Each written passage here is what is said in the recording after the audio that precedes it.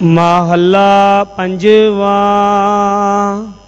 शांत एक ओंकार सतगुर प्रसाद। सखी आओ सखी वस आओ सखी, आसी पिर का मंगल गाव है। तज मान सखी तज मान सखी, मत अपने प्रीतम भाव है। सखी आओ सखी वस आओ सखी, आसी पिर का मंगल गाव है। तज मान सखी तज मान सखी, मत अपने प्रीतम भाव है। तज मान मोह बेकार दूजा, सेव एक निरंजनो। लग चारण सारण दयाल प्रीतम, सगल दुरत बेखंडनो। होए दास दासी तज उदासी, बाहुड़ विधि ना धावा। नानक पयम पै करो कृपा, ताम मंगल गावा। होए दास दासी तज उदासी, बाहुड़ विधि ना धावा। नानक पयम पै करो कृपा, ताम मंगल गावा। वाहिगुरु जी का खालसा, वाहिगुरु जी की फतेह। ज्यों बुलाव है त्यों बोले स्वामी, कुदरत कवण हमारी। साध संग नानक जस गायो, जो प्रभ की अत प्यारी। साध संग नानक जस गायो, जो प्रभ की अत प्यारी। शब्द गुरु मनुखता दे रहबर, लोक परलोक दे सुख दाते, साहिब सतगुरु श्री गुरु ग्रंथ साहिब महाराज जी दी पवित्र पावन हजूरी अंदर सुभाईमान बहुत ही वडभागी गुरसिख सतसंगी जनों, गुरु घर दी मर्यादा अनुसार निता प्रति मनुखता दे रूहानी केंद्र सचखंड श्री हरमंदर साहिब विखे दीन दुनिया दे मालक साहिब सतगुरु श्री गुरु ग्रंथ साहिब महाराज जी ने प्रकाशमान होके जो इलाही मुखवाक बख्शिश कीते हन, उस दी विचार करन दा सुनन दा सुभाग समा प्राप्त हो रहा है। दीवान हाल गुरुद्वारा श्री मंजी साहिब श्री अमृतसर साहिब ਅਤੇ देश विदेश विच आपो अपने घरां विच जुड़ बैठ के जिस समय दी आप जी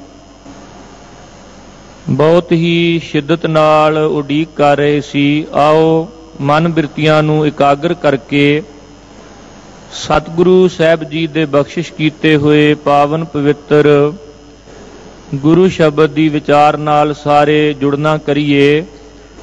ਇਹ ਪਾਵਨ ਪਵਿੱਤਰ ਅੰਮ੍ਰਿਤਮਈ ਬਚਨ ਸ਼ਹੀਦਾਂ ਦੇ ਸਰਤਾਜ ਪੰਚਮ ਪਿਤਾ ਸ਼ਾਂਤੀ ਦੇ ਪੁੰਜ ਪ੍ਰਤੱਖ ਹਰ ਸਤਿਗੁਰੂ ਗੁਰੂ ਅਰਜਨ ਦੇਵ ਸਾਹਿਬ ਜੀ ਦੇ ਉਚਾਰਨ ਕੀਤੇ ਹੋਏ ਬਿਲਾਵਲ ਰਾਗ ਅੰਦਰ ਧੰਨ ਗੁਰੂ ਗ੍ਰੰਥ ਸਾਹਿਬ ਮਹਾਰਾਜ ਜੀ ਦੇ ਪਾਵਨ ਅੰਗ 847 ਤੇ ਸ਼ੋਭਨੀਕ ਹਨ।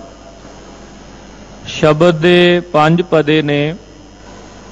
ਪਹਿਲੇ ਪਦੇ ਵਿੱਚ ਸਤਿਗੁਰੂ ਜੀ ਨੇ ਜਗਿਆਸੂ ਰੂਪ ਦੇ ਵਿੱਚ ਆਵਾਜ਼ ਮਾਰੀ ਹੈ ਕਿ ਆਓ ਹੇ ਪ੍ਰਭੂ ਦੇ ਮਾਰਗ ਤੇ ਤੁਰਨ ਵਾਲਿਓ, ਮਾਲਕ ਦੀ ਰਜ਼ਾ ਵਿੱਚ ਤੁਰ ਕੇ ਉਸ ਪ੍ਰਭੂ ਦੇ ਸਿਫਤ ਸਲਾਹ ਦੇ ਗੀਤ ਗਾਵੀਏ,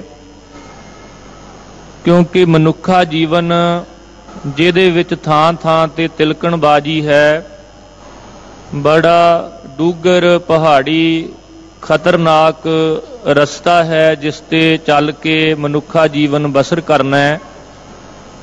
ਹਰ ਥਾਂ ਤੇ ਕਈ ਰੂਪਾਂ ਦੇ ਵਿੱਚ ਐਸੀ ਮਾਇਆ ਹੈ ਜਿਹੜੀ ਸਾਨੂੰ ਪ੍ਰਭੂ ਤੋਂ ਦੂਰ ਕਰਨ ਦਾ ਯਤਨ ਕਰਦੀ ਹੈ।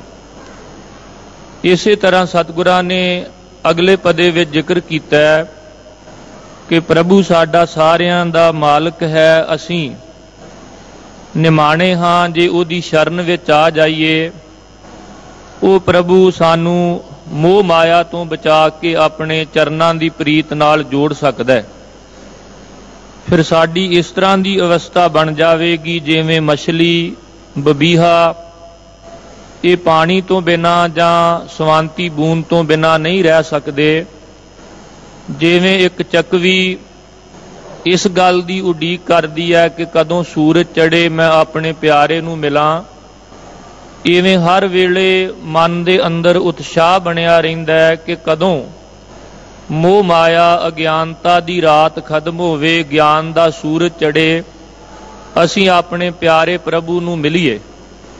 ਪੰਜਵੇਂ ਪਦੇ ਵਿੱਚ ਸਤਿਗੁਰਾਂ ਨੇ ਕਿਰਪਾ ਕੀਤੀ ਕਿ ਜਿਨ੍ਹਾਂ ਦੇ ਹਿਰਦੇ ਘਰ ਵਿੱਚ ਪਰਮਾਤਮਾ ਆ ਕੇ ਪ੍ਰਗਟ ਹੋ ਜਾਂਦਾ ਹੈ, ਉਹ ਹਿਰਦੇ ਘਰ ਬਹੁਤ ਵੱਡੇ ਭਾਗਾਂ ਵਾਲੇ ਬਣ ਜਾਂਦੇ ਨੇ। ਉਵੇਂ ਭਾਵੇਂ ਆ ਸਰੀਰ ਜਿਹਨੂੰ ਹੱਡੀਆਂ, ਮਾਸ, ਲਹੂ, ਮਿੱਝ, ਨਾੜੀਆਂ ਦਾ ਸਮੂਹ ਮੰਨਿਆ ਗਿਆ ਹੈ, ਪਰ ਜਦੋਂ ਪਰਮਾਤਮਾ ਇਹਦੇ ਵਿੱਚ ਪ੍ਰਗਟ ਹੋ ਜਾਂਦਾ ਹੈ, ਇਹ ਸਰੀਰ ਕਾਇਆ ਗੜ ਵੀ ਸੋਹਣਾ ਲੱਗਣ ਲੱਗ ਪੈਂਦਾ ਹੈ। ਇਸ ਕਰਕੇ ਸਤਿਗੁਰੂ ਜੀ ਜਗਿਆਸੂ ਨੂੰ ਆਵਾਜ਼ ਮਾਰਦੇ ਨੇ। ਕਿਤੇ ਸ਼ਬਦ ਵਰਤਦੇ ਨੇ ਭਾਈ ਰੇ, ਕਿਤੇ ਆਖਦੇ ਨੇ ਸਾਜਨਾ ਸੰਤ ਆਓ ਮੇਰਾ। ਇਸੇ ਤਰ੍ਹਾਂ ਅੱਜ ਸਤਿਗੁਰੂ ਜੀ ਨੇ ਸ਼ਬਦ ਵਰਤਿਆ ਸਖੀ ਆਓ ਸਖੀ, ਵਸ ਆਓ ਸਖੀ। ਸਖੀ ਦਾ ਭਾਵ ਹੁੰਦਾ ਹੈ ਸਹੇਲੀ।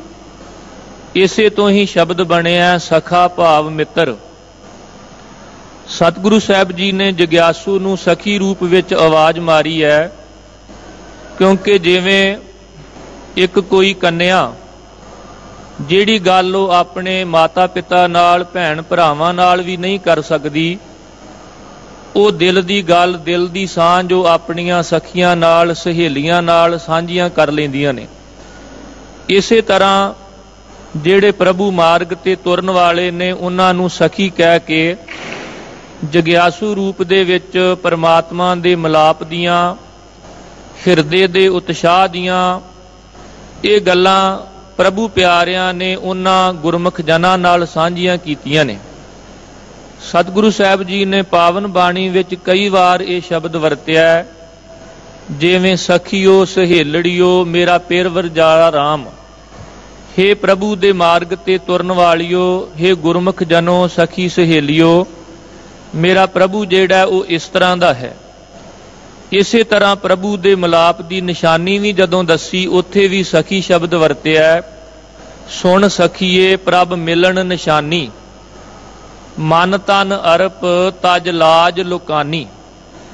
ਜਦੋਂ ਗੁਣ ਗਾਉਣ ਦੀ ਪ੍ਰੇਰਨਾ ਕੀਤੀ, ਕਿਉਂਕਿ ਇਹ ਮਨ ਸਦਾ ਵਿਆਕਲ ਰਹਿੰਦਾ ਕਿ ਪ੍ਰਭੂ ਦੇ ਦਰਸ਼ਨ ਕਦੋਂ ਹੋਣ, ਪਰ ਜਦੋਂ ਗੁਰਮੁਖ ਪਿਆਰਿਆਂ ਦੀ ਸੰਗਤ ਵਿੱਚ ਜਾ ਕੇ ਇਸ ਤਰ੍ਹਾਂ ਦੀ ਜੋਦੜੀ ਕਰੀਏ ਕਿ ਮਿਲ ਮਿਲ ਸਖੀ ਗੁਣ ਕਹੋ ਮੇਰੇ ਪ੍ਰਭ ਕੇ, ਲੈ ਸਤਿਗੁਰ ਕੀ ਮਤ ਧੀਰ।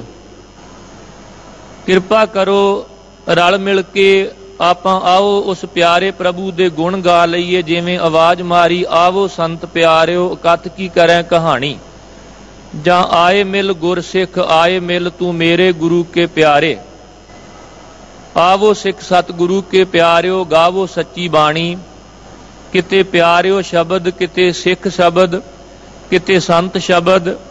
ਇੱਥੇ ਸਤਿਗੁਰੂ ਜੀ ਸਖੀ ਸ਼ਬਦ ਵਰਤ ਰਹੇ ਨੇ।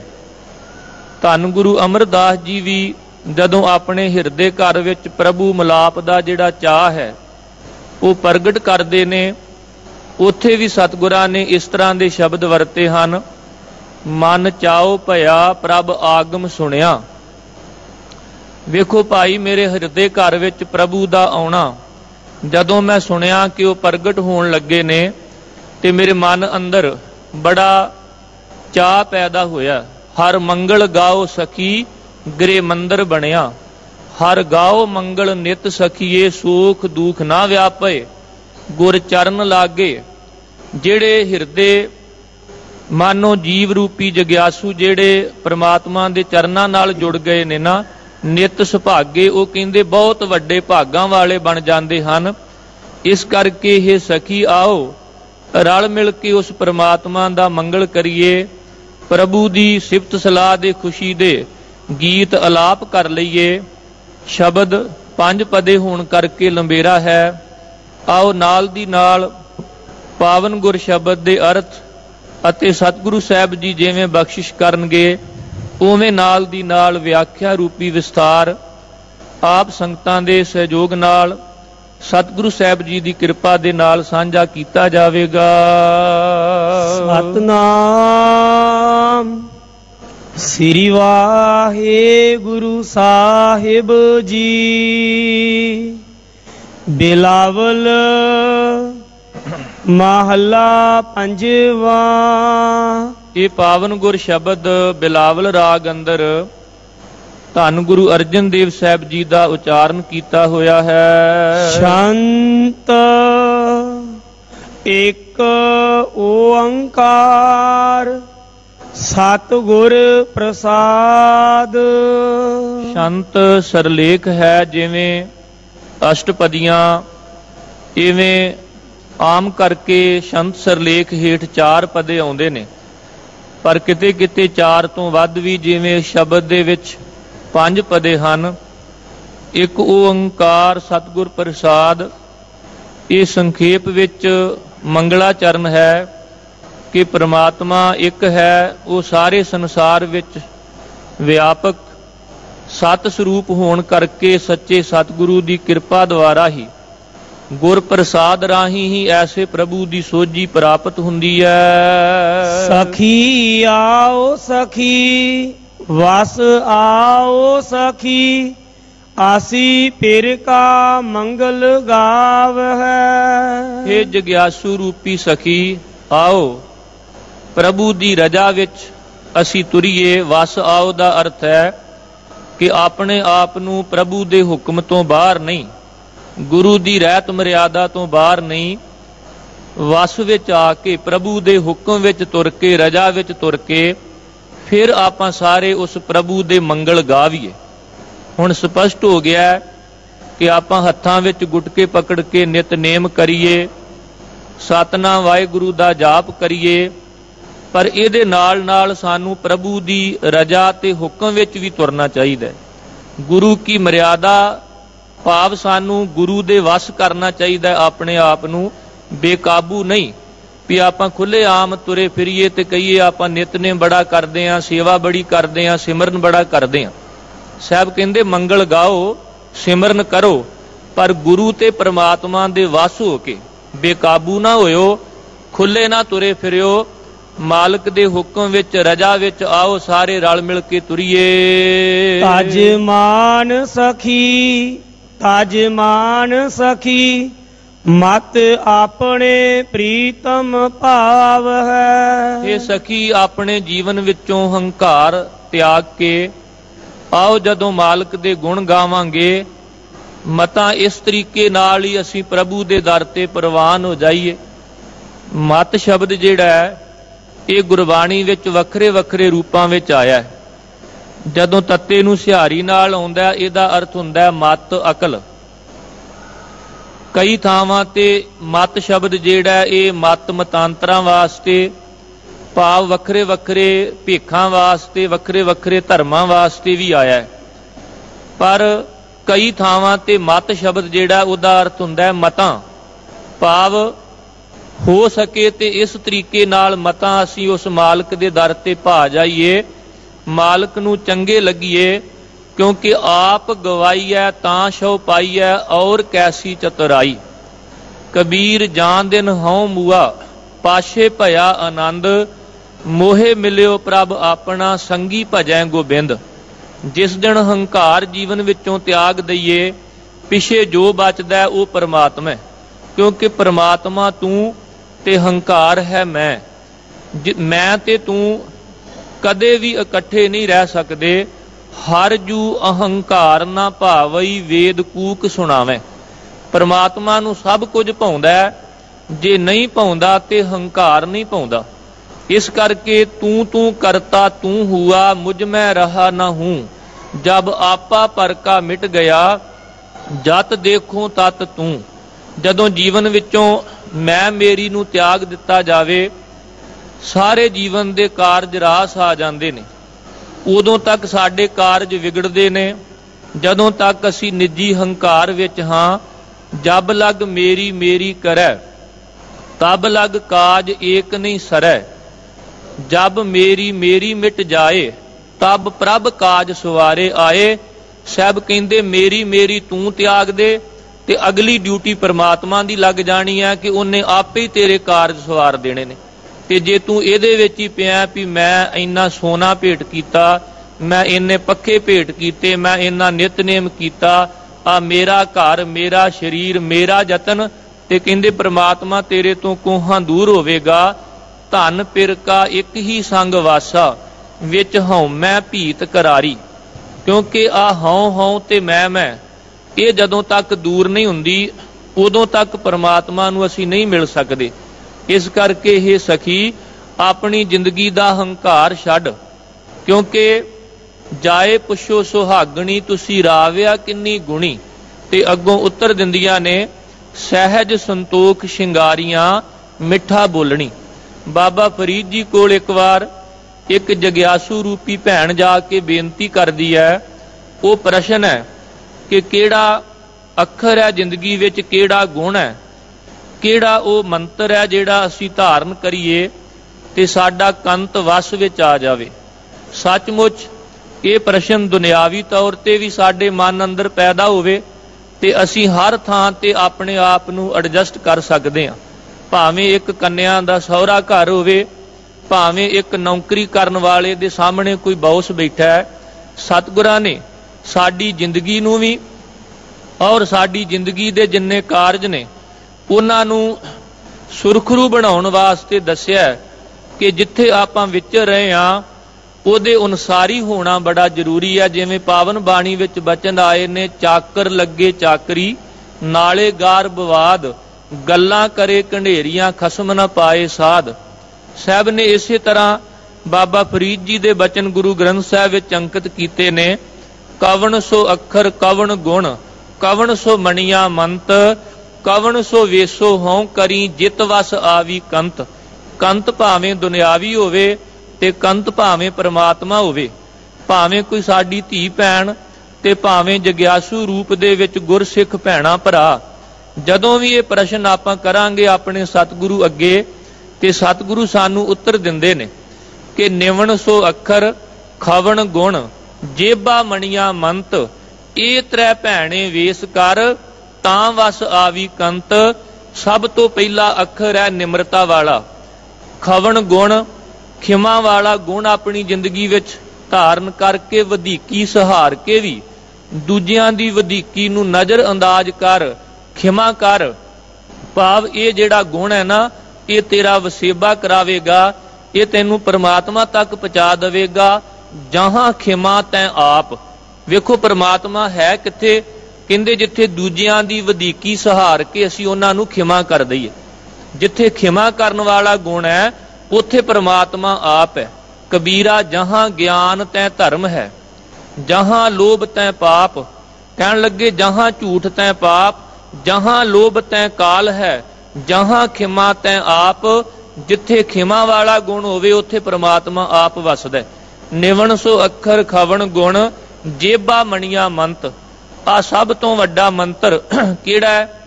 वेखो कोई धी भैन कवे कि मैं कित्यों धागा लै आवां, कित्यों कोई टूणा करा आवां जी, मेरा कंत वस विच आ जावे। साहब कहिंदे जे सब तो वड्डा टूणा करना है ना ते अपनी जबान दा टूणा कर, इनू वस विच रख। जेबा मणिया मंत, बस ਇਹਦੇ ਤੋਂ ਚੰਗੇ ਬੋਲ ਬੋਲ। ਉਹ ਬੋਲ ਤੇਰਾ ਸਹੁਰੇ ਘਰ ਵੀ ਵਸੇਬਾ ਕਰਾਉਣਗੇ ਤੇ ਇਹਨਾਂ ਚੰਗੇ ਬੋਲਾਂ ਨਾਲ ਪਰਮਾਤਮਾ ਵੀ ਖੁਸ਼ ਹੁੰਦਾ ਹੈ। ਕਿਉਂਕਿ ਜਦੋਂ ਉਹ ਸਾਡੇ ਸਿਫਤ ਸਲਾਹ ਵਾਲੇ ਮਿੱਠੜੇ ਬੋਲ ਸੁਣਦਾ ਹੈ ਨਾ, ਉਹਨੂੰ ਚੰਗੇ ਲੱਗਦੇ ਨੇ। ਹਰ ਕੇ ਗੁਣ ਹਰ ਭਾਵੰਦੇ, ਸੇ ਗੁਰੂ ਤੇ ਪਾਏ। ਬਾਬਾ ਬੋਲਣਾ ਕਿਆ ਕਹੀਐ, ਜੈਸੇ ਰਾਮ ਨਾਮ ਰਵ ਰਹੀਐ। ਫਿੱਕਾ ਬੋਲ ਵਗੁਚਣਾ, ਸੁਣ ਮੂਰਖ ਮਨ ਅਜਾਣ। हे ਮੂਰਖ ਮਨਾ, ਫਿੱਕੇ ਬੋਲ ਸੰਸਾਰ ਵਿੱਚ ਵੀ ਤੇ ਪ੍ਰਭੂ ਨਾਲੋਂ ਵੀ ਤੇਰੀ ਪ੍ਰੀਤੀ ਨੂੰ ਤੋੜ ਦਿੰਦੇ ਨੇ। ਇਸ ਕਰਕੇ ਸਤਿਗੁਰੂ ਜੀ ਨੇ ਸਭ ਤੋਂ ਪਹਿਲਾਂ ਸਾਨੂੰ ਜੀਵਨ ਵਿੱਚੋਂ ਹੰਕਾਰ ਤਿਆਗਣ ਦਾ ਉਪਦੇਸ਼ ਦਿੱਤਾ ਹੈ ਕਿ ਇਸ ਤਰੀਕੇ ਨਾਲ ਪ੍ਰਮਾਤਮਾ ਦੇ ਦਰ ਤੇ ਅਸੀਂ ਪ੍ਰਵਾਨ ਹੋ ਜਾਵਾਂਗੇ। ਤਜ ਮਾਨ ਮੋਹ ਬੇਕਾਰ ਦੂਜਾ, ਸੇਵ ਏਕ ਨਿਰੰਜਨੋ। ਆਪਣੀ ਜ਼ਿੰਦਗੀ ਵਿੱਚੋਂ ਜਿੱਥੇ ਹੰਕਾਰ ਤਿਆਗਣਾ ਹੈ ਉੱਥੇ ਮੋਹ ਦਾ ਵੀ ਤਿਆਗ ਕਰ, ਵਿਸ਼ੇ ਵਕਾਰਾਂ ਨੂੰ ਵੀ ਤਿਆਗ। ਤੇ ਦੂਜੇ ਦਾ ਅਰਥ ਹੈ ਇੱਕ ਪ੍ਰਮਾਤਮਾ ਤੋਂ ਬਿਨਾਂ ਕਿਸੇ ਦੂਜੇ ਦੀ ਪੂਜਾ ਦਾ ਖਿਆਲ ਵੀ ਮਨ ਵਿੱਚੋਂ ਤਿਆਗ ਦੇ। ਬਸ ਜਦੋਂ ਤੂੰ ਇਹ ਸਾਰਾ ਕੁਝ ਤਿਆਗ ਦੇਵੇਂਗਾ, ਸੇਵ ਏਕ ਨਿਰੰਜਨੋ, ਕੇਵਲ ਇੱਕ ਨਿਰਅੰਜਨ ਨਿਰਲੇਪ ਪ੍ਰਭੂ ਦੀ ਤੂੰ ਸੇਵਾ ਕਰ, ਤੂੰ ਉਹਦਾ ਸਿਮਰਨ ਕਰ, ਬੰਦਗੀ ਕਰ। ਦੂਜਾ ਭਾਵ ਆਪਣੀ ਜ਼ਿੰਦਗੀ ਦੇ ਵਿੱਚੋਂ ਤਿਆਗ ਦੇ।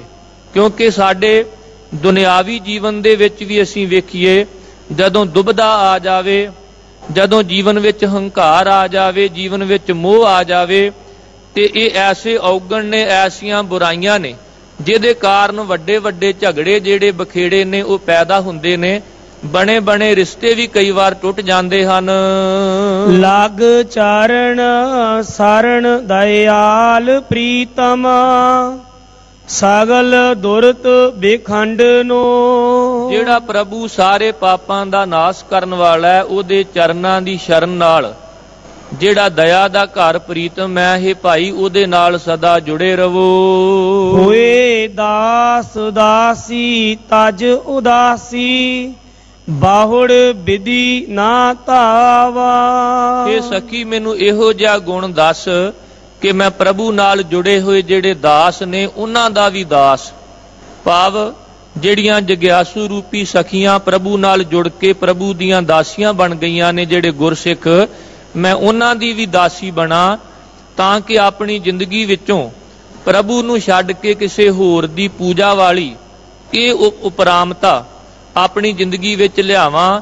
ਭਾਵ ਜਿਹੜਾ ਇੱਧਰ ਉੱਧਰ ਭਟਕਣਾ ਵਾਲੀ ਉਪਰਾਮਤਾ ਸੀ ਉਹ ਤਿਆਗ ਕੇ, ਤਾਂ ਕਿ ਮੈਂ ਬਾਰ-ਬਾਰ ਭਟਕਾਂ ਨਾ, ਮੇਰੀ ਜ਼ਿੰਦਗੀ ਦੀ ਦੌੜ ਭੱਜ ਸਮਾਪਤ ਹੋ ਜਾਵੇ। ਨਾਨਕ ਪਇਮ ਪੈ ਕਰਹੁ ਕਿਰਪਾ, ਤਾਮ ਮੰਗਲ ਗਾਵਾ। ਪਹਿਲੇ ਪਦੇ ਦੀ ਸਤਿਗੁਰੂ ਜੀ ਸੰਪੂਰਨਤਾ ਕਰ ਰਹੇ ਨੇ ਕਿ ਨਾਨਕ ਜੀ ਬੇਨਤੀ ਕਰ ਰਹੇ ਹਨ ਕਿ हे ਪ੍ਰਭੂ ਤੁਸੀਂ ਕਿਰਪਾ ਕਰੋ ਤਾਂ ਮੈਂ ਤੁਹਾਡਾ ਮੰਗਲ ਸਿਫਤ ਸਲਾਹ ਦਾ ਗੀਤ ਭਾਵ ਮਿਲ ਮਿਲ ਕੇ ਜਗਿਆਸੂ ਜਨਾਂ ਦੇ ਨਾਲ ਗਾ ਸਕਦਾ ਹਾਂ। ਅੰਮ੍ਰਿਤ ਪ੍ਰਿਯ ਕਾ ਨਾਮ ਮੈਂ ਅੰਧੁਲੇ ਟੋਹਣੀ। ਪ੍ਰਭੂ ਦਾ ਜੋ ਆਤਮਿਕ ਜੀਵਨ ਦੇਣ ਵਾਲਾ ਨਾਮ ਹੈ ਨਾ, ਉਹ ਪਿਆਰੇ ਪ੍ਰਭੂ ਦਾ ਨਾਮ ਸਾਡੀ ਜ਼ਿੰਦਗੀ ਦਾ ਐਵੇਂ ਸਹਾਰਾ ਜਿਵੇਂ ਇੱਕ ਅੰਧਲੇ ਮਨੁੱਖ ਵਾਸਤੇ ਡੰਗੋਰੀ ਦਾ ਸਹਾਰਾ ਹੋਵੇ। ਜਿਵੇਂ ਪ੍ਰਭੂ ਭਗਤਾਂ ਨੇ ਵੀ ਪਾਵਨ ਬਾਣੀ ਵਿੱਚ ਬਚਨ ਕਹੇ ਨੇ, ਮੈਂ ਅੰਧਲੇ ਕੀ ਟੇਕ ਤੇਰਾ ਨਾਮ ਖੁੰਦਕਾਰਾ। ਹੇ ਪ੍ਰਭੂ, ਅਸੀਂ ਅਗਿਆਨਤਾ ਦੇ ਵਿੱਚ ਅੰਧਲੇ ਜੀਵ ਹਾਂ। ਨਾਮ ਦੀ ਜੇ ਟੋਹਣੀ, ਨਾਮ ਦੀ ਡੰਗੋਰੀ ਸਾਨੂੰ ਮਿਲ ਜਾਵੇ ਤੇ ਅਸੀਂ ਸੱਚਮੁੱਚ ਡਾਵਾਂ ਡੋਲ ਹੋਣ ਤੋਂ ਬਚ ਜਾਵਾਂਗੇ। ਉਹ ਜੋ ਹੈ ਬਹੁ ਪ੍ਰਕਾਰ ਸੁੰਦਰ ਮੋਹਨੀ। ਕਿਉਂਕਿ ਪ੍ਰਭੂ ਨਾਲੋਂ ਟੁੱਟ ਕੇ ਜਿਹੜੀ ਸੁੰਦਰ ਮਾਇਆ ਹੈ, ਇਹ ਕਈ ਤਰੀਕਿਆਂ ਨਾਲ ਮਨੁੱਖ ਨੂੰ ਤੱਕਦੀ ਹੈ, ਕਈ ਤਰੀਕਿਆਂ ਦੇ ਨਾਲ ਜੋਂਦੀ ਭਾਵ ਤਾੜਨਾ ਕਰਦੀ ਹੈ। ਕਈ ਇਹਦੇ ਪ੍ਰਕਾਰ ਨੇ, ਕਈ ਇਹਦੇ ਰੂਪ ਨੇ। ਜੇ ਤੁਹਾਡੀ ਕਿਰਪਾ ਹੋਵੇ ਤੇ ਫਿਰ ਬਚ ਸਕੀਦਾ। ਕਬੀਰ ਆਈ ਮੁਝੇ ਪੈ ਅਨਕ ਕਰੇ ਕਰ ਭੇਸ, ਹਮ ਰਾਖੇ ਗੁਰ ਆਪਣੇ ਉਨ ਕੀਨੋ ਆਦੇਸ਼। ਕਦੇ ਇਹ ਕਾਮ ਰੂਪ ਵਿੱਚ ਆਈ, ਕਦੇ ਲੋਭ ਰੂਪ ਵਿੱਚ ਆਈ, ਕਦੇ ਮੋਹ ਹੰਕਾਰ ਰੂਪ ਵਿੱਚ ਆਈ, ਕਦੇ ਤ੍ਰਿਸ਼ਨਾ ਦਵੈਖ ਈਰਖਾ ਦੇ ਰੂਪ ਵਿੱਚ ਆਈ। ਇਹਦੇ ਕਈ ਰੂਪ ਨੇ। ਇਹ ਮੋਹਣੀ ਹੈ, ਮੋਹ ਲੈਣ ਵਾਲੀ ਹੈ, ਬੜੀ ਸੁੰਦਰ ਹੈ। ਪਰ ਜਿਸ ਦਿਨ ਇਹ ਸਮਝ ਆ ਗਈ ਕਿ ਪ੍ਰਭੂ ਇਹਦੇ ਤੋਂ ਵੀ ਸੁੰਦਰ ਹੈ, ਸੁੰਦਰ ਪੁਰਖ ਬਰਾਜਤ ਪੇਖ ਮਨ ਬੰਚਲਾ, ਉਹ ਹੁਸਨਲ ਚਿਰਾਗ ਹੈ। ਜਿੰਨੀ ਵੀ ਦੁਨੀਆ ਦੀ ਸੁੰਦਰਤਾ ਹੈ, ਜੇ ਸਾਰੀ ਇੱਕ ਜਗ੍ਹਾ ਤੇ ਇਕੱਤਰ ਕਰ ਲਈਏ ਤੇ ਪ੍ਰਭੂ ਇਹਦੇ ਤੋਂ ਵੀ ਜ਼ਿਆਦਾ ਸੁੰਦਰ ਹੈ। ਪਰ ਪ੍ਰਭੂ ਨੂੰ ਅਸੀਂ ਅਦ੍ਰਿਸ਼ ਮੰਨ ਕੇ ਉਹਦੇ ਪੈਦਾ ਕੀਤੇ ਹੋਏ ਮੋਹ ਮਾਇਆ ਨਾਲ ਜੁੜ ਗਏ। ਉਹਨੂੰ ਇੰਨਾ ਮੋਹ ਕੀਤਾ, ਇੰਨਾ ਪਿਆਰ ਕੀਤਾ ਕਿ ਉਹੀ ਸਾਨੂੰ ਸੁੰਦਰ ਲੱਗਣ ਲੱਗ ਪਈ। ਇਹ ਸੁੰਦਰ ਮਾਇਆ ਕਈ ਤਰੀਕਿਆਂ ਦੇ ਨਾਲ ਜੀਵ ਨੂੰ ਤੱਕਦੀ ਹੈ, ਕਈ ਤਰ੍ਹਾਂ ਇਹਦੇ ਉੱਪਰ ਹਮਲਾ ਕਰਦੀ ਹੈ। ਮੋਹਣੀ ਮਹਾ ਬਚਿੱਤਰ ਚੰਚਲ ਅਨੇਕ ਭਾਵ ਦਿਖਾਵੇ। ਇਹ ਮਨ ਨੂੰ ਮੋਹ ਲੈਣ ਵਾਲੀ ਮਾਇਆ ਕਈ ਰੰਗਾਂ ਦੀ ਹੈ, ਬੜੀ ਚੰਚਲ ਹੈ ਤੇ ਕਈ ਤਰ੍ਹਾਂ ਦੇ ਇਹ ਨਖਰੇ ਕਰਦੀ, ਹਾਵ ਭਾਵ ਦਿਖਾਉਂਦੀ ਹੈ ਮਨੁੱਖ ਉੱਪਰ ਆਪਣਾ ਪ੍ਰਭਾਵ ਪਾਉਣ ਵਾਸਤੇ। ਹੋਏ ਢੀਠ ਮੀਠੀ ਮਨ ਹੈ ਲਾਗੈ, ਨਾਮ ਲੈਣ ਨਾ ਆਵੇ। ਇਹ ਇੰਨੀ ਢੀਠ ਹੈ, ਇੰਨੀ ਪਰਪੱਕ ਹੈ ਕਿ ਬਾਰ-ਬਾਰ ਦੂਰ ਕਰੀਏ ਤੇ ਫਿਰ ਆ ਕੇ ਮਨੁੱਖ ਤੇ ਹਮਲਾ ਕਰਦੀ ਹੈ। ਭਾਵ ਇੰਨੀ ਮਨ ਨੂੰ ਚੰਗੀ ਲੱਗਣ ਲੱਗ ਪੈਂਦੀ ਹੈ ਕਿ ਫਿਰ ਮਨੁੱਖ ਪਰਮਾਤਮਾ ਦਾ ਨਾਮ ਵੀ ਨਹੀਂ ਲੈ ਸਕਦਾ। ਇਸ ਮੋਹ ਮਾਇਆ ਦੇ ਵਿੱਚ ਹੀ ਗਲਤਾਨ ਹੋ ਕੇ ਰਹਿ ਜਾਂਦਾ ਹੈ। ਬ੍ਰੇਹ ਬਨ ਹੈ ਧੀਰੈ ਵਰਤ ਪੂਜਾ, ਬਾਟ ਘਾਟੈ ਜੋਹਨੀ। ਸਭ ਕਹਿੰਦੇ ਭਾਵੇਂ ਕੋਈ ਘਰ ਵਿੱਚ ਹੈ, ਉਹਨਾਂ ਗ੍ਰਸਤੀਆਂ ਨੂੰ ਇਹ ਘਰ ਵਿੱਚ ਚਿੰਬੜੀ ਪਈ ਹੈ। ਕੋਈ ਇਹਦੇ ਤੋਂ ਡਰਦਾ ਹੋਇਆ ਬਨ ਵਿੱਚ ਚਲਿਆ ਗਿਆ, ਉੱਥੇ ਜਾ ਕੇ ਉਹਨੇ ਗਰਸ ਲਿਆ। ਜੇ ਕੋਈ ਤੀਰਥਾਂ ਦੇ ਕੰਢੇ ਤੇ ਬੈਠਾ ਹੈ, ਜੇ ਕੋਈ ਰਸਤੇ ਤੇ ਤੁਰਿਆ ਜਾ ਰਿਹਾ, ਜੇ ਕੋਈ ਕਿਸੇ ਪੱਤਣ ਨੂੰ ਪਾਰ ਕਰ ਰਿਹਾ, ਕੋਈ ਪੂਜਾ ਕਰ ਰਿਹਾ, ਕੋਈ ਵਰਤ ਰੱਖ ਰਿਹਾ, ਕੋਈ ਧਰਮ ਕਰਮ ਕਰ ਰਿਹਾ, ਹਰ ਥਾਂ ਤੇ ਇਹਦਾ ਪ੍ਰਭਾਵ ਜਿਹੜਾ ਹੈ ਉਹ ਅਸੀਂ ਤੱਕਦੇ ਹਾਂ। ਕਿਉਂਕਿ ਸਰਪਣੀ ਤੇ ਉੱਪਰ ਨਹੀਂ ਬਲਿਆ, ਜਿਨ ਬ੍ਰਹਮਾ ਵਿਸ਼ਨ ਮਹਾਦੇਵ ਛਲਿਆ। ਜਿਨਨੇ ਬ੍ਰਹਮਾ ਵਿਸ਼ਨੂੰ ਤੇ ਮਹਾਦੇਵ ਨੂੰ ਵੀ ਛਲ ਲਿਆ। ਮਾਈ ਮਾਇਆ ਛਲ ਤ੍ਰਿਣ ਕੀ ਅਗਨ, ਮੇਘ ਕੀ ਛਾਇਆ, ਗੋਬਿੰਦ ਭਜਨ ਬਿਨ ਹੜ ਕਾ ਜਲ। ਕਈ ਕਹਿੰਦੇ ਨੇ ਜੀ ਜੇ ਇੰਨੀ ਖਤਰਨਾਕ ਹੈ ਤੇ ਫਿਰ ਕੀ ਇਹ ਜੀਵਨ ਵਿੱਚ ਅਸੀਂ ਅਪਣਾਉਣੀ ਨਹੀਂ। ਸਤਿਗੁਰਾਂ ਨੇ ਹੜ ਦਾ ਜਲ ਕਿਹਾ। ਹੁਣ ਜਲ ਜਿਹੜਾ ਜਿੱਥੇ ਪੀਣ ਲਈ ਹੈ, ਇਸ਼ਨਾਨ ਕਰਨ ਲਈ ਹੈ, ਜਿੱਥੇ ਆਪਾਂ ਫਸਲਾਂ ਪਾਲਣ ਵਾਸਤੇ ਵਰਤਦੇ ਹਾਂ, ਉੱਥੇ ਪਾਣੀ ਚਾਹੀਦਾ। ਪਰ ਜਦੋਂ ਤੱਕ ਕਿਨਾਰਿਆਂ ਵਿੱਚ ਰਵੇ, ਜੇ ਕਿਤੇ ਕਿਨਾਰੇ ਟੁੱਟ ਕੇ ਹੜਾਂ ਦਾ ਰੂਪ ਧਾਰਨ ਕਰ ਲਵੇ ਤੇ ਵੇਖੋ ਕਿੰਨਾ ਜਾਨੀ ਤੇ ਮਾਲੀ ਨੁਕਸਾਨ ਹੁੰਦਾ। ਪਰ ਇਹ ਹੜ ਤਾਂ ਕਦੇ ਕਦੇ ਆਉਂਦੇ ਨੇ। ਗੋਬਿੰਦ ਭਜਨ ਬਿਨ ਹੜ ਕਾ ਜਲ, ਪਰਮਾਤਮਾ ਦੀ ਬੰਦਗੀ ਤੋਂ ਬਿਨਾਂ ਸਾਡਾ ਧਨ ਮੋਹ ਮਾਇਆ ਹੜਾਂ ਦੇ ਪਾਣੀ ਦਾ ਰੂਪ ਧਾਰਨ ਕਰਕੇ ਸਾਡਾ ਨੁਕਸਾਨ ਕਰਦਾ। ਪਰ ਜਦੋਂ ਜਿਨਨੇ ਇਹ ਧਨ ਦਿੱਤਾ, ਜਿਨਨੇ ਮਾਇਆ ਦਿੱਤੀ, ਉਹਨੂੰ ਸਿਮਰਾਂਗੇ ਤੇ ਫਿਰ ਇਹ ਮਾਇਆ ਇਸ ਤਰ੍ਹਾਂ ਜਿਵੇਂ ਪਾਣੀ ਪੀਣ ਲਈ ਵਰਤਦੇ ਆ, ਜਿਵੇਂ ਇਸ਼ਨਾਨ ਕਰਨ ਲਈ, ਕੱਪੜੇ ਧੋਣ ਲਈ, ਫਸਲਾਂ ਪਾਲਣ ਲਈ, ਜਿਵੇਂ ਕਿਨਾਰਿਆਂ ਵਿੱਚ ਪਾਣੀ ਰਹਿ ਕੇ ਬਹੁਤ ਵੱਡਾ ਪਰ ਉਪਕਾਰ ਕਰ ਜਾਂਦਾ ਹੈ। ਬੜਾ ਵੱਡਾ ਦਰਜਾ ਦਿੱਤਾ ਹੈ ਪਾਣੀ ਪਿਤਾ ਜਗਤ ਕਾ, ਭਾਵ ਇਹ ਪਿਤਾ ਸਮਾਨ ਹੈ। ਇਸ ਪਾਣੀ ਤੇ ਜਿਨ ਤੂੰ ਘਰਿਆ, ਸਾਚੇ ਤੇ ਪਵਨਾ ਭਇਆ, ਪਵਨੇ ਤੇ ਜਲ ਹੋਏ, ਜਲ ਤੇ ਤਰੇ ਭਵਨ ਸਾਜਿਆ। ਪਾਣੀ ਤਾਂ ਚਾਹੀਦਾ ਜ਼ਿੰਦਗੀ ਵਿੱਚ, ਪਰ ਜਦੋਂ ਹੜਾਂ ਦਾ ਰੂਪ ਧਾਰਨ ਕਰਦਾ ਉਹ ਖਤਰਾ ਬਣ ਜਾਂਦਾ। ਪਰ ਸਾਡੇ ਘਰਾਂ ਵਿੱਚ ਜਦੋਂ ਅਸੀਂ ਬੰਦਗੀ ਤੋਂ ਟੁੱਟਦੇ ਹਾਂ, ਜਿੰਨੀ ਵੀ ਮੋਹ ਮਾਇਆ ਹੈ ਉਹ ਹੜਾਂ ਦਾ ਜਲ ਬਣ ਜਾਂਦੀ ਹੈ। ਨਾਨਕ ਪਇਮ ਪੈ ਦਇਆ ਧਾਰੋ, ਮੈਂ ਨਾਮ ਅੰਧੁਲੇ ਟੋਹਨੀ। ਨਾਨਕ ਜੀ ਬੇਨਤੀ ਕਰ ਰਹੇ ਨੇ ਕਿ ਪ੍ਰਭੂ ਜੀ ਤੁਸੀਂ ਦਇਆ ਕਰੋ, ਤੁਹਾਡਾ ਨਾਮ ਮੋਹ ਮਾਇਆ ਤੋਂ ਬਚਣ ਵਾਸਤੇ ਇਸੇ ਤਰ੍ਹਾਂ ਹੀ ਹੈ ਜਿਵੇਂ ਇੱਕ ਅੰਧਲੇ ਦਾ ਸਹਾਰਾ ਜਿਹੜਾ ਉਹ ਡੰਗੋਰੀ ਬਣ ਜਾਂਦਾ ਹੈ। ਵੇਖੋ ਹੁਣ ਕੇਵਲ ਧਨ ਦੌਲਤ ਦਾ ਨਾਮ ਮਾਇਆ ਨਹੀਂ, ਇਹ ਮਾਇਆ ਜਿਤ ਹਰ ਵਿਸਰੈ ਮੋਹ ਉਪਜੈ ਭਾਉ ਦੂਜਾ ਲਾਇਆ। ਹਰ ਉਹ ਕਰਮ ਮਾਇਆ ਹੀ ਹੈ ਜਿਹਦੇ ਨਾਲ ਅਸੀਂ ਪ੍ਰਮਾਤਮਾ ਤੋਂ ਦੂਰ ਹੋ ਜਾਂਦੇ ਹਾਂ। ਜੇ ਕੋਈ ਬੰਦਾ ਧਨ ਤਿਆਗ ਕੇ ਜੰਗਲਾਂ ਵਿੱਚ ਚਲਿਆ ਜਾਵੇ, ਉੱਥੇ ਜਾ ਕੇ ਹੰਕਾਰ ਕਰੇ, ਤੇ ਕਬੀਰ ਸਾਹਿਬ ਦੇ ਬਚਨ ਨੇ, ਕਬੀਰ ਮਾਇਆ ਤਜੀ ਤਾਂ ਕਿਆ ਭਇਆ, ਜੋ ਮਾਨ ਤਜਿਆ ਨਹੀਂ ਜਾਏ, ਮਾਨ ਮੁਨੀ ਮੁਨਵਰ ਗਲੇ, ਮਾਨ ਸਭੈ ਕੋ ਖਾਏ। ਗ੍ਰੇ ਤਜ ਬਨਖੰਡ ਜਾਈਐ, ਚੁਨ ਖਾਈਐ ਕੰਦਾ, ਅਜੋਂ ਵਿਕਾਰ ਨਾ ਛੋਡਈ, ਪਾਪੀ ਮਨ ਮੰਦਾ। ਜਦੋਂ ਭਰਤਰੀਨਾਥ ਨੂੰ ਇਸ ਗੱਲ ਦੀ ਸੋਝੀ ਹੋਈ, ਸੁੱਤਿਆਂ ਪਿਆਂ ਰਾਜ ਭਾਗ ਧਨ ਦੌਲਤ ਬੱਚੇ ਪਤਨੀ ਸਭ ਕੁਝ ਛੱਡ ਕੇ ਜੰਗਲਾਂ ਵੱਲ ਤੁਰ ਪਿਆ।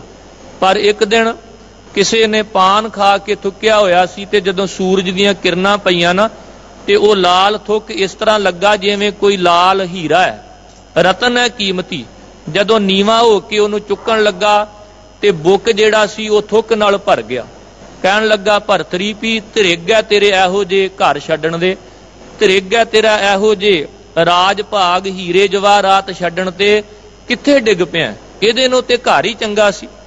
ਬੜੇ ਸੋਹਣੇ ਬੋਲ ਨੇ ਕਿ ਰਤਨ ਜੜਤ ਮੰਦਰ ਤਜੇ, ਅਰ ਸਖੀਅਨ ਕੇ ਸਾਥ, ਰੇ ਮਨ ਧੋਖੇ ਲਾਲ ਕੇ, ਭਰੇ ਪੀਕ ਸਿਉ ਹਾਥ। ਇਹਦੇ ਨਾਲੋਂ ਤਾਂ ਇਸ ਭੇਖੈ ਤਾਵੋਂ ਗਿਰਹੋ ਭਲਾ, ਜਿੱਥੋਂ ਕੋ ਵਰਸਾਏ।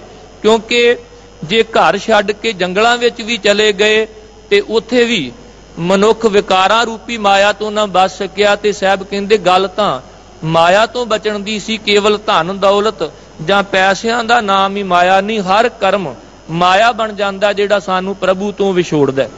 ਦੁਨੀ ਚੰਦ ਨੂੰ ਲਾਹੌਰ ਵਿਖੇ ਇੱਕ ਸੂਈ ਦੇ ਕੇ ਜਿੱਥੇ ਦੁਨਿਆਵੀ ਧਨ ਦੌਲਤ ਦੀ ਸੋਝੀ ਦਿੱਤੀ ਸੀ ਕਿ ਜਿਵੇਂ ਸੂਈ ਪਰਲੋਕ ਵਿੱਚ ਨਹੀਂ ਜਾ ਸਕਦੀ, ਆ ਜਿਹੜੇ ਪਾਪ ਕਰ ਕਰਕੇ ਏਡੇ ਅਡੰਬਰ ਕਰ ਰਹੇ ਆ, ਇਹ ਕਿਹੜੇ ਤੇਰੇ ਨਾਲ ਨਿਭਣੇ ਨੇ।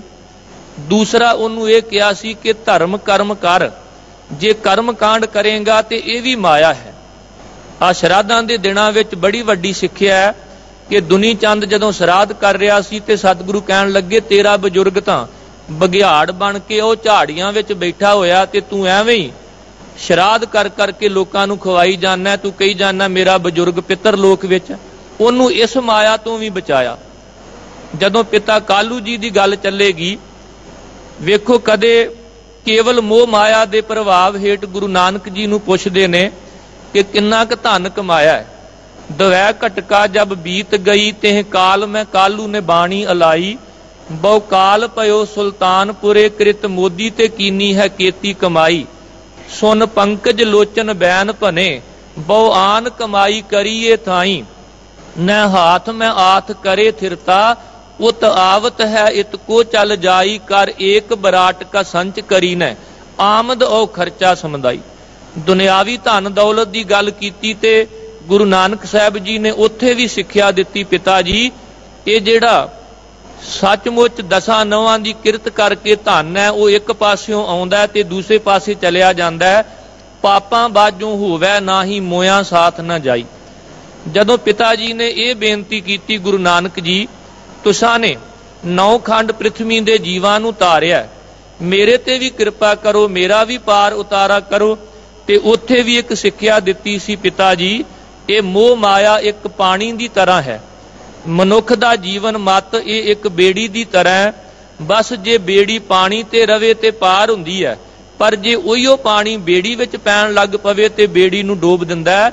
ਜੇ ਸਮੇਂ ਸਿਰ ਸਤਿਗੁਰੂ ਖੇਵਟ ਮਲਾ ਆ ਜਾਵੇ, ਉਹ ਸਾਡੀ ਬੇੜੀ ਨੂੰ ਨਾਮ ਸਿਮਰਨ ਦਾ ਗਿਆਨ ਦਾ ਚੱਪੂ ਲਾ ਦਵੇ ਤੇ ਮੋਹ ਮਾਇਆ ਦੇ ਜਲ ਉੱਪਰ ਬੇੜੀ ਸਾਡੀ ਮਾਨੋ ਪਾਰ ਹੋ ਕੇ ਪਰਮਾਰਥ ਤੱਕ ਪਹੁੰਚ ਜਾਵੇਗੀ। ਸ਼੍ਰੀ ਨਾਨਕ ਪ੍ਰਕਾਸ਼ ਗ੍ਰੰਥ ਵਿੱਚ ਜ਼ਿਕਰ ਆਉਂਦਾ ਹੈ ਕਿ ਗੁਰੂ ਨਾਨਕ ਸਾਹਿਬ ਨੇ ਇਸ ਤਰ੍ਹਾਂ ਪਿਤਾ ਦੇ ਹਿਰਦੇ ਵਿੱਚੋਂ ਮਾਇਆ ਦਾ ਪ੍ਰਭਾਵ ਦੂਰ ਕੀਤਾ। ਸੁਨ ਪਿਤ ਇਹ ਮਤ ਨੌਕਾ ਨਿਆਈ, ਦਰਬ ਮੋਹ ਜਲ ਸਰਤਾ ਧਾਈ, ਜੇ ਨੌਕਾ ਮੈਂ ਜਲ ਪਰ ਜਾਵੈ, ਤਤ ਸਿਨ ਆਪਣੇ ਬੀਚ ਡੁਬਾਵੈ, ਸਤਗੁਰ ਖੇਵਟ ਮਿਲੈ ਜੇ ਆਈ। ਜਦੋਂ ਗੁਰੂ ਆਣ ਕੇ ਮਿਲਦਾ ਹੈ ਨਾ, ਦਰਬ ਮੋਹ ਜਲ ਸਰਤਾ ਧਾਈ, ਉਹ ਫਿਰ ਕੀ ਕਰਦਾ? कि खेवट करै ज्ञान सुनावै। जदों वो ज्ञान दा चप्पू ला दिंदा है ना, ते सचमुच साडी जीवन रूपी बेड़ी मोह माया दे जल उपर तर के पार हो जाती है। अस कै किरपा दृष्ट बलोकी, पिर के उत्ते माया रोकी। इवें कह के जदों किरपामई दृष्टि नाल तकिया, पिर के भाव अपने पिता जी दे हिरदे विचों पित के उरते माया रोकी। पिता दे हिरदे विचों पिता दे अंदरों मोह माया दा प्रभाव रोक दिता। सतगुरु जी समय समय इस तरह की अगवाई करते सन कि जदों किते भी आपां सिद्धांत नालों टुट के कर्म कांडां वल तुरांगे, ये भी एक माया है। क्योंकि अज भी सिखां दे घरां विच शराध वर्त इस तरह के बड़े कर्म कांड हुंदे ने। जिक्र आउंदा श्री नानक प्रकाश ग्रंथ विच कि पिता कालू जी ने एक दिन पंडित बुला के जिन्नी भी श्राद्ध करन दी समग्री सी जदों घर विच मंगा लई, पूरी तैयारी सी। इन्ने नूं धन गुरु नानक साहब आए, कहण लगे पिता जी आ अडंबर की। पिता जी कहण लगे साडे बजुर्गां दा पितरां दा श्राद्ध है। साहब कहण लगे पिता जी तुहाडे पितर तां इहो जी जगह ते चले गए ने जिथे भुख ते प्यास लगदी कोई नहीं, क्योंकि शरीर इत्थे रह जांदा है, आत्मा अगे जांदी है। ते आत्मा नूं ना तां कपड़ा चाहीदा, ना आत्मा नूं भोजन चाहीदा, ना उत्थे लेफ तलाइयां दा, ना उत्थे भोजन प्रकारोवा दा जिक्र आपां सारे अलाणियां दे पाठ विच पढ़दे, ना जल लेफ तलाइयां, ना भोजन प्रकारोवा। उत्थे तां वख वख तरह दा भोजन भी नहीं, ना उत्थे कोई लेफ तलाइयां। ये ते आपां एवें कर्मकांड करी जाने आ। हाँ, जिउंदे जी बजुर्गां दी पितरां दी सेवा करो, इहदे वर्गा कोई पुण्य दान नहीं। ये भी श्री नानक प्रकाश विच जिक्र आउंदा है कि सर्ब सोज कालू अनवाई, रीत शराद करबे बनवाई। तब चल सहज सुभावक आए, जो बेदी कुल भान सुहाए। बचन भने ते छिन अबरामा, परचे कौन काज में ताता। सुन कर कालू बचन उचारे, पितरन केर श्राद्ध हमारे। हे पित सत बचन तुम जानो, पुन दान अतसै मन मानो। पितर गए तुमरे अस ठौरी, भूख और प्यास जहां न थोरी। जिनके मन अबलाखा नाही, कर श्राद्ध क्यों संत ताही। हुण अज साडे लई शर्म दी गल होवेगी कि जे आपां कवांगे जी वेखो आ श्राद्धां दा महीना चल रहा है, इस महीने विच गुरु नानक जी दा ज्योति जो समाउण गुरपुरब होना है, ते कई भुल्लड़ अगियानी कहंदे ने अज आपां गुरु नानक जी दा ही श्राद्ध करना है। कई गुरुद्वारियां विच बैठे जिन्हां नूं इस गल दा बोध नहीं, वो भी अनाउंसमेंट करनगे जी अज घरां तो तुसीं प्रशादे पका के लियाओ। इस करके जिथे जिथे भी संगतां आवाज़ सुणदियां ने, सिख धर्म विच श्राद्ध दी कोई महत्ता नहीं। भावें पितरां दा होवे ते भावें इस महीने दे विच कोई गुरपुरब आवे, किसी प्रकार भी श्राद्ध वर्गी जिहड़ी मनमत है वो नहीं करनी चाहिदी। ये भी एक माया है। अस कै किरपा दृष्ट बलोकी, पित के उरते माया रोकी। आ जिहड़ी कर्म कांडां वाली माया, ये भी सतगुरु ने खत्म कर दिती। मोहे अनाथ प्रेनाथ, ज्यों जानो त्यों रखो। हे प्रभु असी अनाथ निमाणे हां, तुसी मालक हो। शरण आए हां, जिवें तानू पाउंदा रख लवो। चतुराई मोहे नाहे, रिझावो कह मुख हो।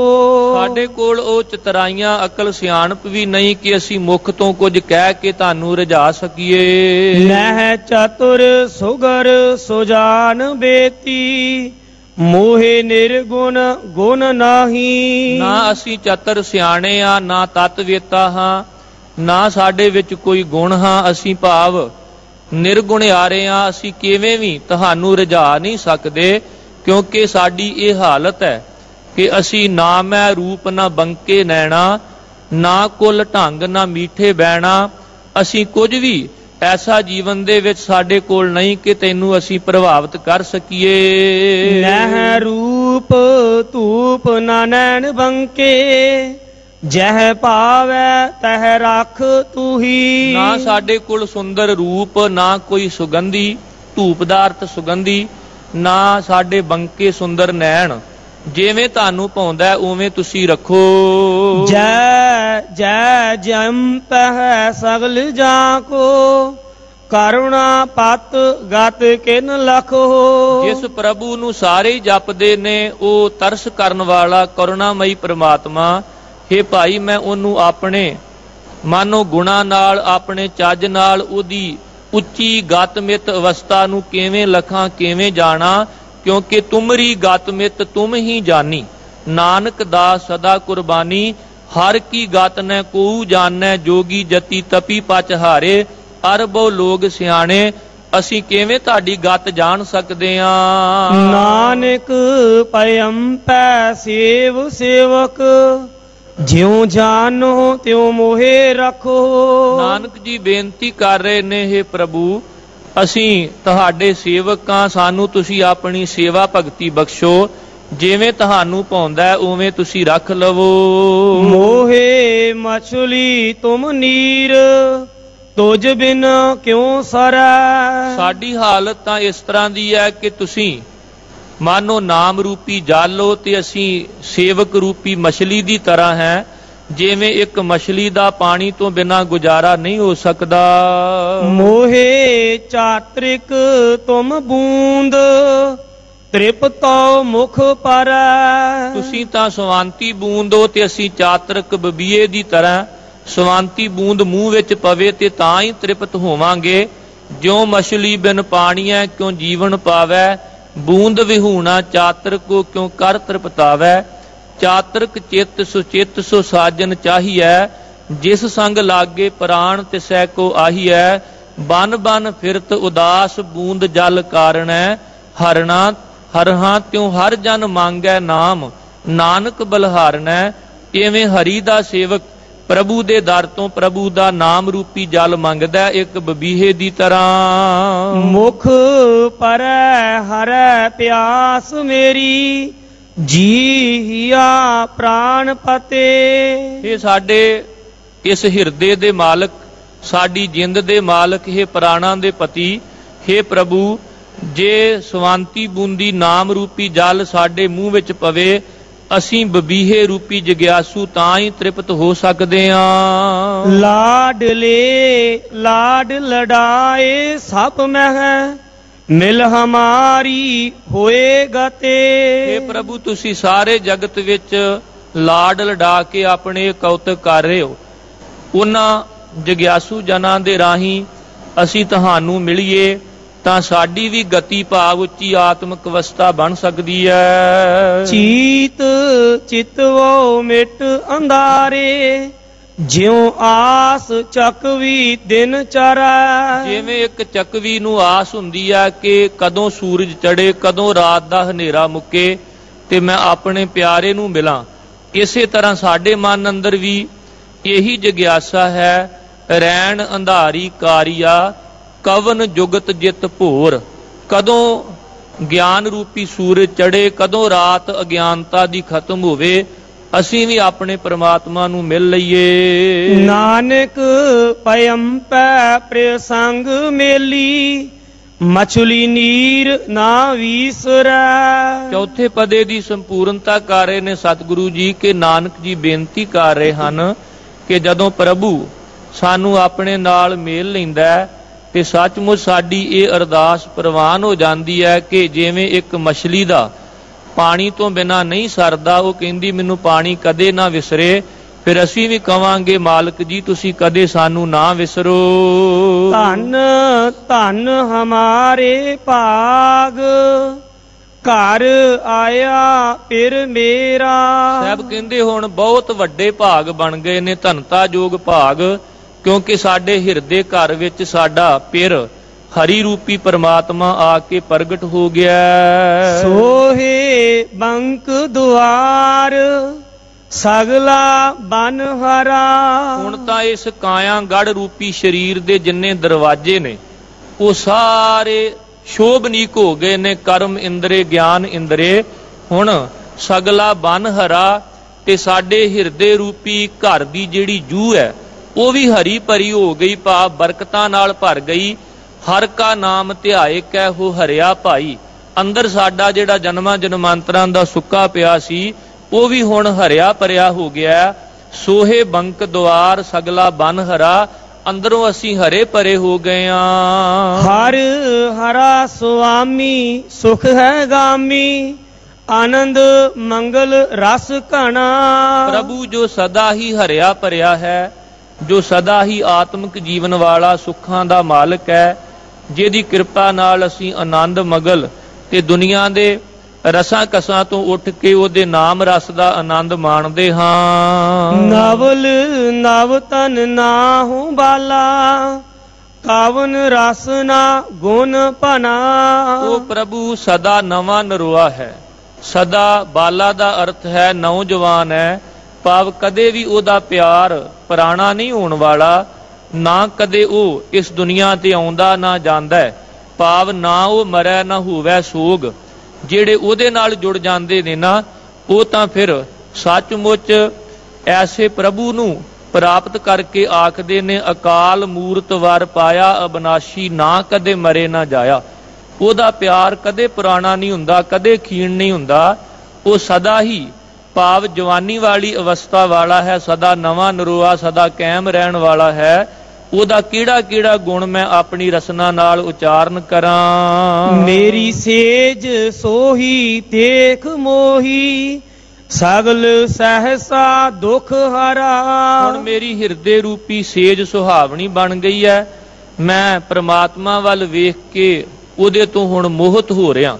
ਉਵੇਂ ਦੁਨਿਆਵੀ ਧਨ ਦੌਲਤ, ਦੁਨਿਆਵੀ ਦੁਨੀਆ ਦੇ ਰੰਗ ਤਮਾਸ਼ੇ ਮੋਹਿਤ ਕਰਦੇ ਸਨ, ਪਰ ਹੁਣ ਦੇਖ ਮੋਹੀ ਪ੍ਰਮਾਤਮਾ ਵੱਲ ਵੇਖ ਕੇ ਅਸੀਂ ਮੋਹਿਤ ਹੋ ਰਹੇ ਹਾਂ। ਸਗਲ ਸਹਿਸਾ ਦੁੱਖ ਹਰਾ, ਸਾਰੇ ਸਹਿਮ ਡਰ ਦੁੱਖ ਜਿਹੜੇ ਹੁਣ ਦੁਨੀਆ ਦੇ, ਉਹ ਹਿਰਦੇ ਘਰ ਵਿੱਚੋਂ ਖਤਮ ਹੋ ਗਏ। ਨਾਨਕ ਪਇਮ ਪੈ ਮੇਰੀ ਆਸ ਪੂਰੀ, ਮਿਲੇ ਸੁਆਮੀ ਅਪਰੰਪਰਾ। ਸ਼ਬਦ ਦੇ ਅਖੀਰਲੇ ਪਦੇ ਵਿੱਚ ਸਤਿਗੁਰੂ ਜੀ ਬੇਨਤੀ ਕਰ ਰਹੇ ਨੇ, ਨਾਨਕ ਪਿਅੰਪੈ, ਭਾਵ ਨਾਨਕ ਜੀ ਬੇਨਤੀ ਕਰਦੇ ਨੇ, ਮੇਰੀ ਆਸ ਪੂਰੀ, ਹੁਣ ਮੇਰੀ ਆਸਾ ਪੂਰੀ ਹੋ ਗਈ ਹੈ। ਮੈਨੂੰ ਮੇਰਾ ਅਪਰ ਅਪਾਰ ਸੁਆਮੀ ਪਰਮਾਤਮਾ ਕੰਤ ਜਿਹੜਾ ਹੈ ਨਾ, ਉਹ ਮਿਲ ਗਿਆ। ਹੁਣ ਤਾਂ ਪੂਰੀ ਆਸਾ ਜੀ, ਮਨਸਾ ਮੇਰੇ RAM, ਸੇਜ ਸੁਹਾਵੀ ਸਰਬ ਸੁਖ, ਹੁਣ ਦੁੱਖਾਂ ਨਾ ਹੀ ਜਾਏ। ਹੋਈਆਂ ਭੁੱਲਾਂ ਤੋਂ ਖਿਮਾ ਕਰ ਦੇਣਾ, ਕੁਟਾਨ ਕੋਟ ਸ਼ੁਕਰ। ਧੰਨ ਧੰਨ ਗੁਰੂ ਗ੍ਰੰਥ ਸਾਹਿਬ ਜੀ ਦਾ, ਅਕਾਲ ਪੁਰਖ ਵਾਹਿਗੁਰੂ ਜੀ ਦਾ।